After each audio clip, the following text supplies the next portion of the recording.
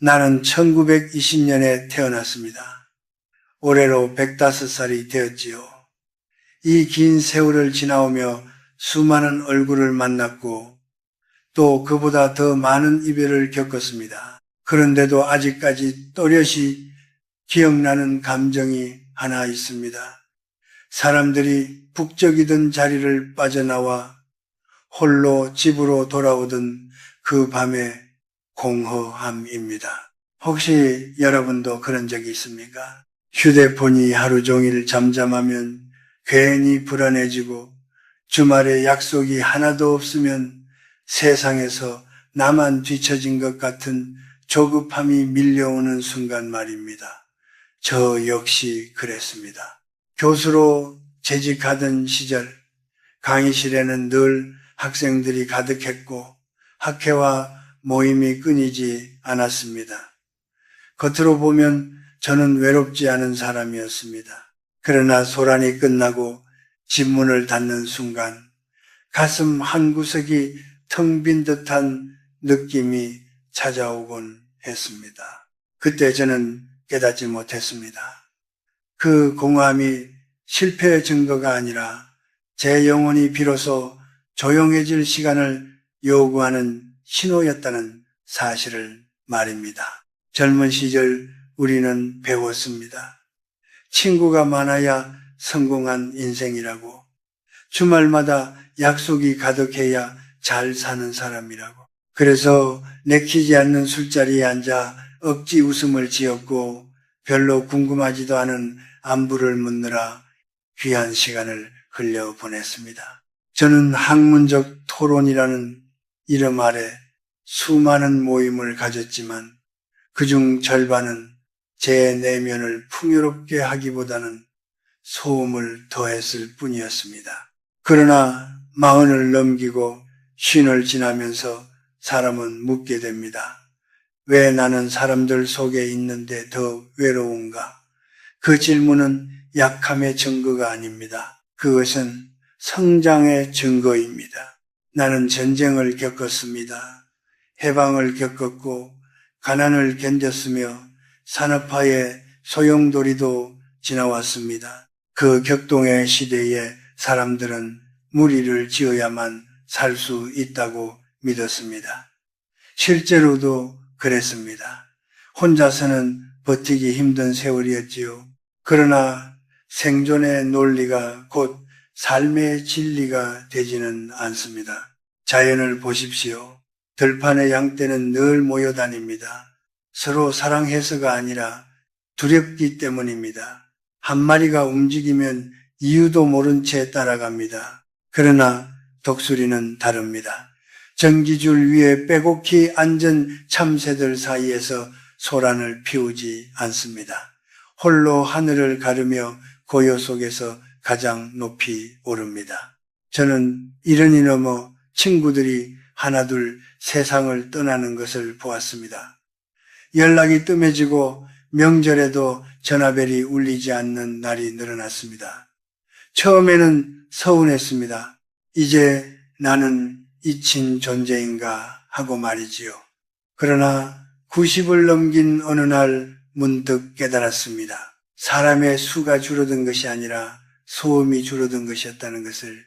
통계에 따르면 한국의 1인 가구 비율은 꾸준히 증가해 왔습니다. 특히 50대 이상에서 그 증가폭이 큽니다. 많은 분들이 그것을 고립의 신호로만 해석합니다. 그러나 저는 다르게 봅니다. 그것은 선택의 시대가 왔다는 뜻입니다. 더 이상 억지로 무리에 섞이지 않아도 되는 나이, 나 자신으로 살아도 되는 나이가 되었다는 의미입니다. 로마의 철학자 피케로는 노년에 대해 이렇게 말했습니다. 노년은 정신이 성숙해지는 계절이다. 저는 이 말을 100번도 넘게 곱씹었습니다. 젊음은 사람을 밖으로 향하게 하지만 나이는 사람을 안으로 향하게 합니다. 밖으로 향할 때 우리는 관계의 수를 늘리고 안으로 향할 때 우리는 관계의 깊이를 선택합니다. 마음과 쉬는 바로 그 전환점입니다. 동창회가 예전처럼 즐겁지 않고 시끌벅적한 모임이 피곤하게 느껴진다면 그것은 성격이 변해서가 아닙니다. 당신의 날개가 자라났기 때문입니다. 더 높은 생각, 더 깊은 질문이 생겨났기 때문입니다. 독수리가 양떼 속에 섞여 있으면 양들은 불편해하고 독수리는 숨이 막힙니다. 맞지 않는 자리에 억지로 자신을 구겨 넣는 것만큼 사람을 소진시키는 일은 없습니다. 저는 교수로서 수많은 제자를 보았습니다. 늘 사람들 사이에 있어야 안심하는 학생이 있었고 혼자 도서관 구석에서 묵묵히 사색하던 학생도 있었습니다. 세월이 흐른 뒤 깊은 사유를 즐기던 이들이 더 단단해져 있었습니다. 고독은 형벌이 아닙니다. 고독은 정신이 자라는 공간입니다. 높은 산에 오르면 공기는 차갑지만 그곳에서만 보이는 풍경이 있습니다. 저는 100년을 넘게 살며 그것을 배웠습니다. 인생의 후반으로 갈수록 사람은 숫자가 아니라 밀도를 선택해야 한다는 것을 지금 당신의 전화기가 조용하다면 그것은 세상이 당신을 버렸기 때문이 아닙니다. 당신이 비로소 당신 자신의 목소리를 들을 수 있는 환경이 마련되었기 때문입니다. 약속 없는 주말은 실패의 증거가 아니라 당신의 영혼이 숨을 고르는 시간일지 모릅니다. 나는 이제 혼자 있는 시간이 가장 편안합니다. 창가에 앉아 햇빛을 받으며 책을 넘기고 아무도 방해하지 않는 침묵 속에서 생각에 잠길 때 나는 가장 온전한 나 자신이 됩니다. 젊은 날에는 사람들 속에서 존재를 증명하려 했지만 이제는 홀로 있음 속에서 존재를 확인합니다. 부디 두려워하지 마십시오. 무리에서 조금 멀어졌다고 해서 당신의 인생이 작아진 것은 아닙니다. 어쩌면 당신은 지금 가장 높은 곳으로 천천히 날아오르고 있는지도 모릅니다. 나는 오랫동안 사람들의 박수 속에서 살았습니다. 강단에 서면 학생들은 노트를 펼쳤고 학회장에서 발표를 마치면 형식적인 찬사가 이어졌습니다. 그 박수 소리가 내 가치를 증명해 주는 듯 했습니다. 그러나 집으로 돌아와 불을 끄고 나면 그 소리는 신기루처럼 사라졌습니다. 남의 온기로 데운 방은 오래가지 않았습니다. 혹시 여러분도 인간관계를 유지하기 위해 마음속으로 애원해 본 적이 있습니까? 나를 좀 이해해달라, 나를 좀 인정해달라 하고 말입니다. 겉으로는 담담한 척 했지만 속으로는 상대의 눈빛 하나에 하루 기분이 좌우되던 시절이 저에게도 있었습니다. 사람은 추위를 견디지 못하면 자연스레 모닥불을 찾습니다. 외로움이 밀려오면 우리는 모임을 기웃거리고 전화번호를 뒤적이며 누군가를 불러냅니다. 저 역시 쉰 무렵 정년을 앞두고 불안이 밀려왔을 때 일부러 약속을 늘린 적이 있습니다. 집에 혼자 있으면 쓸모없어진 존재가 된 것 같았기 때문입니다. 하지만 그 온기는 오래가지 않았습니다. 술자리에서의 웃음은 집 문을 닫는 순간 식어버렸습니다. 오히려 더 큰 허기가 밀려왔습니다. 그때 비로소 깨달았습니다. 남의 집 난로 앞에서 잠시 손을 녹이는 것으로는 겨울을 날 수 없다는 사실을 말입니다. 제자 중 한 사람이 있었습니다. 늘 사람들 속에 있어야 안심하는 학생이었지요. 그는 졸업 후에도 끊임없이 네트워크를 넓혔습니다. 명함은 쌓여갔지만 어느 날 제 연구실을 찾아와 이렇게 말했습니다. 교수님, 이렇게 많은 사람을 아는데 왜 저는 점점 더 외로워질까요? 저는 그에게 되물었습니다. 그 많은 사람 중 네가 아무 말 없이 침묵해도 괜찮은 사람이 몇이나 되느냐고. 그 질문에 그는 오래 침묵했습니다. 내면이 차가운 사람은 타인의 체온을 빌려야만 합니다. 그러나 내면에 장작이 쌓인 사람은 혼자 있어도 춥지 않습니다. 나이가 들수록 우리는 남의 불빛이 아니라 내 불씨를 살펴야 합니다. 톨스토이는 말했습니다. 행복은 외부 조건이 아니라 마음의 상태다. 저는 100년을 살며 이 말이 얼마나 정확한지 수없이 확인했습니다. 한국 사회에서 은퇴 후 우울감을 겪는 중장년이 적지 않다는 통계를 본 적이 있습니다. 직함이 사라지고 불러주는 사람이 줄어들면 자신이 사라진 듯 느낀다고 합니다. 그러나 그것은 존재의 소멸이 아니라 역할의 변화일 뿐입니다. 직함이 나를 따뜻하게 해준 것이 아니라 내가 그 자리를 채워왔던 것입니다. 저는 70이 넘어서야 진짜 취미를 가졌습니다. 젊은 날에는 연구가 곧 전부였고 그것이 제 정체성이라 믿었습니다. 그러나 정년 후 처음으로 그림을 그리기 시작했습니다. 누가 알아주지 않아도 좋았습니다. 완성도가 서툴러도 상관없었습니다. 붓을 들고 색을 고르는 시간 동안 저는 누구의 평가도 받지 않는 자유를 맛보았습니다. 그 시간이 제 안의 난로가 되었습니다. 자존감은 타인의 박수에서 오지 않습니다. 그것은 나는 나로 충분하다는 조용한 확신에서 옵니다. 누군가의 인정이 사라졌다고 해서 내 온도가 내려간다면 우리는 아직 남의 장작에 의존하고 있는 것입니다. 마음과 쉬는 관계를 정리하는 시기가 아니라 관계의 방식을 바꾸는 시기입니다. 수많은 인맥 대신 진실한 몇 사람, 그리고 무엇보다도 스스로와의 관계를 회복하는 시간입니다. 남에게 굽실거리지 않아도 되고 억지로 비위를 맞추지 않아도 되는 나이, 그 나이에 이르러서도 여전히 인정받기 위해 자신을 소모한다면 그것이야말로 안타까운 일입니다. 키케로는 노년에 대해 자기 자신과 친해질 수 있는 시기라고 했습니다. 저는 이 말을 사랑합니다. 젊을 때 우리는 세상과 친해지려 애쓰지만 나이가 들면 비로소 나와 친해질 수 있습니다. 이제 남의 문을 두드리며 온기를 구걸하지 마십시오. 당신 안에는 이미 충분한 장작이 쌓여 있습니다. 읽지 못한 책이 있고 미뤄둔 생각이 있고 다시 시작할 수 있는 작은 꿈이 있습니다. 그 장작에 불을 붙이십시오. 스스로 따뜻한 사람은 외롭지 않습니다. 곁에 아무도 없어도 그 침묵이 불안하지 않습니다. 오히려 그 고요 속에서 자신을 더 또렷이 만납니다. 저는 105의 나이에 확신합니다.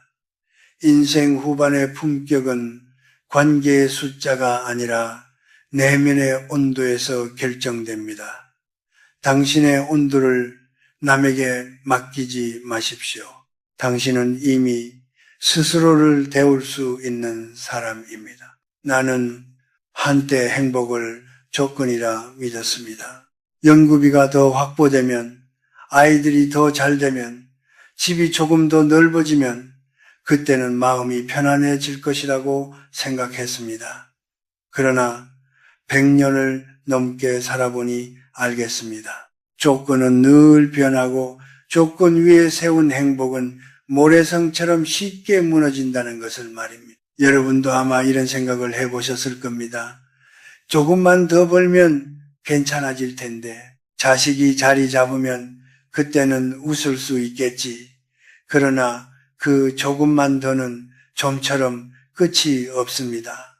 저는 IMF 외환위기 시절을 또렷이 기억합니다. 평생 모은 자산이 하루아침에 반토막 나는 모습을 지켜보며 절망하던 동료 교수들이 있었습니다. 돈이 줄어든 것이 아니라 돈에 걸어두었던 행복이 함께 무너진 것이었습니다. 행복을 밖에서 들여오는 수입품으로만 여기면 우리는 늘 불안합니다. 경제가 흔들리면 마음도 흔들리고 자식이 기대에 못 미치면 인생 전체가 실패한 듯 느껴집니다. 통계청 자료를 보면 50대 이후 우울감을 경험하는 비율이 적지 않습니다. 특히 자녀 독립 이후 빈둥지 증후군을 겪는 분들이 많다고 합니다. 평생 자식이란 외부 조건에 행복을 걸어두었기 때문입니다. 저 역시 그 과정을 겪었습니다. 아이들이 집을 떠난 뒤 아내와 둘만 남은 거실이 그렇게 넓게 느껴질 수가 없었습니다. 한동안은 허전함을 견디지 못해 괜히 텔레비전을 켜두곤 했습니다. 소리가 있어야 집이 살아있는 것 같았기 때문입니다. 그러던 어느 날 문득 생각했습니다. 나는 평생 학생들을 가르치며 수많은 철학을 이야기했는데 정작 내 행복의 뿌리는 어디에 두고 있었는가? 그 질문이 저를 바꾸었습니다. 행복에는 두 종류가 있습니다. 남이 가져다 주는 것과 내가 길러내는 것. 남이 가져다 주는 행복은 화려합니다. 승진, 합격, 칭찬, 부러움. 그러나 그것은 언제든 공급이 끊길 수 있습니다. 반면 내가 길러내는 행복은 소박합니다. 아침 햇살을 느끼는 감각, 건강한 두 다리로 산책하는 기쁨, 조용히 책장을 넘기는 평온함, 화려하지 않지만 쉽게 사라지지 않습니다. 괴테는 이런 말을 남겼습니다. 행복은 멀리서 찾는 것이 아니라 자신 안에서 발견하는 것이다. 나는 이 말을 노년에 이르러서야 온전히 이해했습니다. 행복은 무엇을 가졌는가가 아니라 어떤 태도로 살아가는가에 달려 있었습니다. 한국은 이제 평균 기대 수명이 80세를 훌쩍 넘는 시대입니다. 우리는 역사상 가장 오래 사는 세대입니다. 그러나 오래 산다고 해서 자동으로 행복해지는 것은 아닙니다. 오히려 준비되지 않은 긴 노년은 공허를 키울 수 있습니다. 그래서 더더욱 내면의 밭을 갈아야 합니다. 저는 80이 넘어 텃밭을 가꾸기 시작했습니다. 작은 화분 몇 개에서 시작한 일이었습니다. 씨를 뿌리고 물을 주고 기다리는 시간 속에서 저는 묘한 기쁨을 느꼈습니다. 누가 알아주지 않아도 좋았습니다. 꽃이 피는 것을 바라보는 것만으로 충분했습니다. 그때 깨달았습니다. 아, 이것이 토착품 같은 행복이구나 하고, 토착품은 화려하지 않습니다. 그러나 안전합니다. 경제가 흔들려도 누군가 떠나가도 세상이 변해도 쉽게 빼앗기지 않습니다. 내 성격의 긍정성, 작은 것에 감사하는 습관, 건강을 지키려는 태도, 사색을 즐기는 마음, 이것들은 모두 내 땅에서 자라는 작물입니다. 행복을 남의 시선에 맡기지 마십시오. 명품 가방도 번듯한 직함도 결국은 시간이 지나면 닳습니다. 그러나 인격과 품성은 세월이 흐를수록 깊어집니다. 와인이 오래 숙성될수록 향이 짙어지듯 사람의 내면도 그렇습니다. 지금 여러분의 행복 창고를 한번 돌아보십시오. 혹시 대부분이 수입품으로 채워져 있지는 않습니까?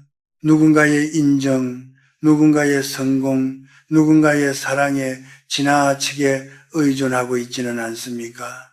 그렇다면 이제 일부라도 바꾸어야 합니다. 내 안에서 생산되는 기쁨으로 말입니다. 나는 105세 나이에 확신합니다.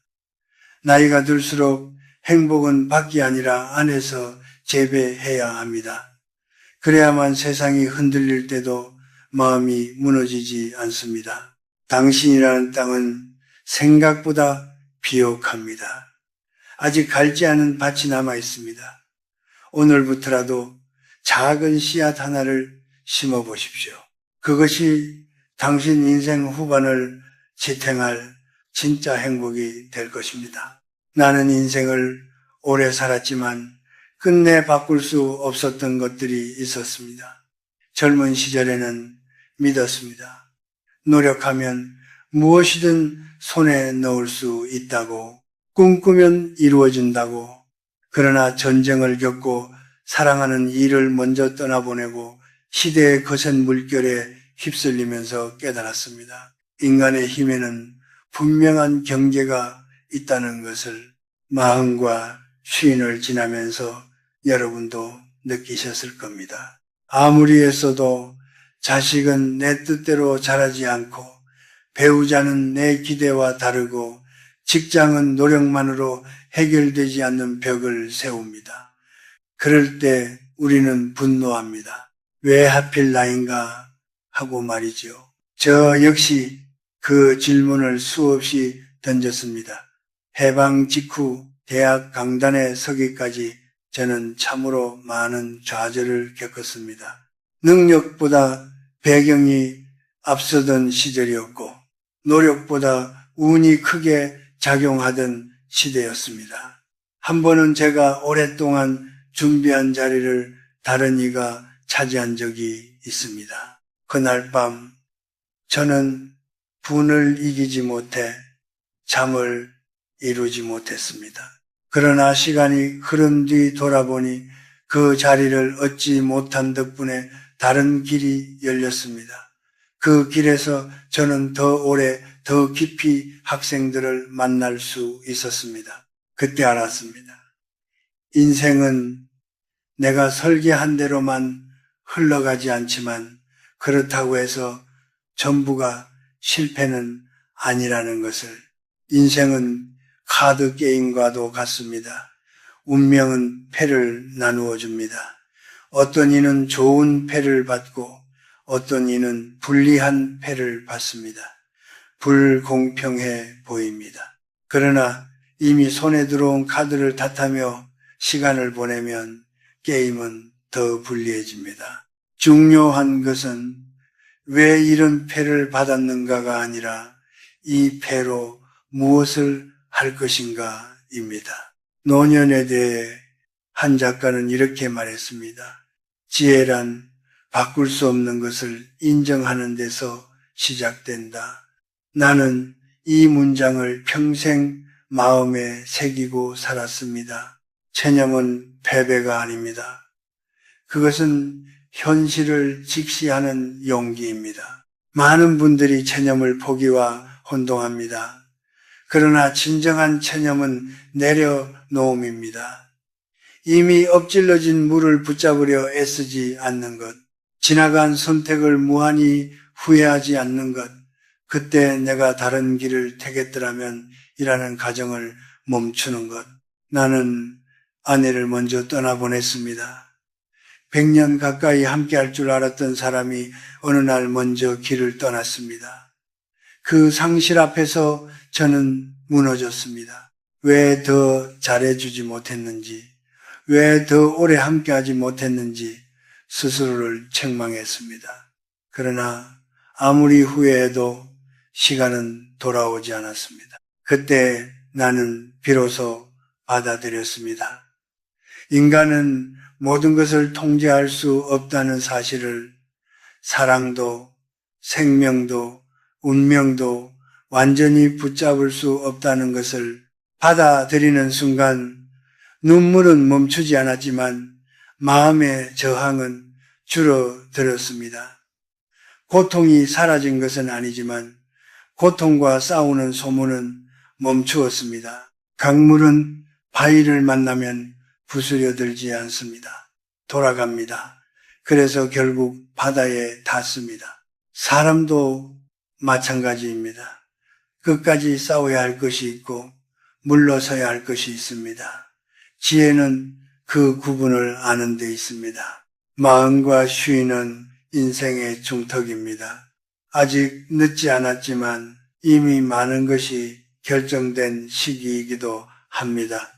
그때 필요한 것은 더 많은 욕심이 아니라 더 정확한 수용입니다. 남들처럼 되지 못한 자신을 책망하기보다 지금 가진 조건 안에서 최선을 다하는 태도입니다. 우리는 인생이라는 연극의 작가가 아닙니다. 우리는 배역을 맡은 배우입니다. 왕의 역할을 맡을 수도 있고 평범한 시민의 역할을 맡을 수도 있습니다. 중요한 것은 배역의 크기가 아니라 그 역할을 어떻게 소화하느냐입니다. 나는 105세 나이에 말할 수 있습니다. 받아들임은 굴복이 아닙니다. 그것은 자유입니다. 바꿀 수 없는 것을 인정하는 순간 우리는 비로소 바꿀 수 있는 것에 집중할 수 있습니다. 과거를 붙잡느라 오늘을 소모하지 마십시오. 이미 던져진 카드를 탓하느라 남은 판을 망치지 마십시오. 당신에게 주어진 패 안에서도 충분히 의미 있는 게임을 펼칠 수 있습니다. 체념 속에는 고요한 힘이 있습니다. 그리고 그 고요 속에서 사람은 비로소 단단해집니다. 나는 이제 105해를 살았습니다. 이 나이에 이르러 돌아보니 결국 남는 것은 건강과 오늘 하루였습니다. 젊은 시절 나는 가족을 책임져야 했고 더 높은 자리에 오르기 위해 애썼습니다. 밤늦도록 강의를 준비하고 원고를 쓰고 사람들을 만나며 스스로를 몰아붙였습니다. 그때는 그것이 성실함이라 믿었습니다. 그러나 50을 넘기며 몸이 신호를 보내기 시작했습니다. 눈이 침침해지고 무릎이 시큰거리고 위장이 예전 같지 않았습니다. 병원 대기실에 앉아 있을 때 문득 이런 생각이 들었습니다. 내가 지키려던 것들 때문에 정작 나 자신을 잃고 있는 것은 아닐까? 세네카는 이렇게 말했습니다. 우리는 인생이 짧다고 불평하지만 실제로는 그것을 낭비한다. 나는 이 문장을 노년에 이르러 깊이 이해했습니다. 우리는 미래를 위해 오늘을 저당 잡힙니다. 은퇴 후에 여행하겠다고 자식 다 키운 뒤에 취미를 즐기겠다고 미루어 둡니다. 그러나 그 나중에 건강이 남아있을지는 누구도 장담할 수 없습니다. 나는 동년배 중 한 친구를 떠올립니다. 그는 사업으로 큰 성공을 거두었습니다. 집도 차도 명예도 모두 가졌습니다. 그러나 예순을 간 넘겨 큰 병이 찾아왔습니다. 병실에서 그가 제 손을 잡고 말했습니다. 교수, 내가 번 돈으로 젊음을 다시 살 수 있다면 좋겠네. 그 말은 아직도 제 귀에 남아 있습니다. 반면 또 다른 벗은 가진 것은 많지 않았지만 매일 새벽 공원을 걸으며 몸을 돌보았습니다. 그는 70이 넘어서도 밝은 얼굴로 웃었습니다. 나는 오늘 밥이 맛있고 잠이 잘 오면 그걸로 충분해. 그 단순한 말 속에 인생의 진실이 담겨 있었습니다. 건강은 전부가 아닐지 모릅니다. 그러나 건강을 잃으면 우리가 중요하게 여기던 많은 것들이 의미를 잃습니다. 돈도 직함도 체면도 아픈 몸 앞에서는 힘을 쓰지 못합니다. 결국 우리의 행복을 좌우하는 대부분은 이 몸이 얼마나 편안한가에 달려 있습니다. 한국은 이미 100세 시대에 들어섰습니다. 평균 기대 수명이 길어졌다는 것은 축복이지만 동시에 숙제이기도 합니다. 오래 사는 만큼 오래 건강해야 합니다. 그렇지 않으면 긴 노년은 축복이 아니라 고통이 될 수 있습니다. 나는 90이 넘어 하루 일과를 단순하게 정리했습니다. 잘 먹고 조금 걷고 마음을 어지럽히는 소식은 줄였습니다. 텔레비전 뉴스 대신 음악을 들었고 남의 험담 대신 책장을 넘겼습니다. 그 작은 변화가 제 삶의 질을 크게 바꾸었습니다. 오늘 하루는 작은 인생이다. 이 말은 내가 가장 사랑하는 문장입니다. 아침에 눈을 뜨는 것은 탄생이고 밤에 잠드는 것은 죽음입니다. 어제는 이미 사라졌고 내일은 아직 오지 않았습니다. 우리가 실제로 지고 있는 시간은 오직 오늘뿐입니다. 좋은 그릇을 아껴두지 마십시오. 입고 싶었던 옷을 오늘 입으십시오. 보고 싶은 사람이 있다면 오늘 연락하십시오. 건강이 허락할 때 산책하고 웃고 맛있는 것을 드십시오. 성공은 멀리 있는 거대한 목표가 아니라 오늘 무사히 하루를 보냈다는 사실 속에 있습니다. 나는 이제 거창한 꿈을 꾸지 않습니다. 대신 매일 아침 창문을 열어 신선한 공기를 마실 수 있음에 감사합니다. 두 다리로 걸어 햇빛을 맞을 수 있음에 감사합니다. 큰 재앙 없이 하루를 마무리할 수 있음에 감사합니다. 이것이 내가 100년을 지나오며 얻은 결론입니다. 이제 마지막으로 내가 스스로에게 자주 들려주는 말을 여러분과 나누고 싶습니다. 나는 고독하다. 그러나 외롭지 않다. 나는 타인의 평가로부터 자유롭다. 내 행복의 원천은 내 안에 있다. 나는 바꿀 수 없는 것을 받아들이고 바꿀 수 있는 것에 힘을 쓴다. 나는 오늘을 산다. 나는 나 자신으로 충분하다. 105해를 지나온 한 노인의 고백이 여러분의 마음 한편에 작은 불씨가 되기를 바랍니다. 인생 후반은 축소가 아니라 정제입니다. 불필요한 것을 덜어내고 본질만 남기는 시간입니다. 부디 자신을 태워 무엇을 얻으려 하지 마십시오. 당신은 이미 충분히 귀합니다. 오늘 숨쉬고 걷고 느끼는 이 순간이야말로 가장 확실한 성공입니다. 나는 편안합니다. 나는 자유롭습니다. 나는 나 자신으로 충분합니다.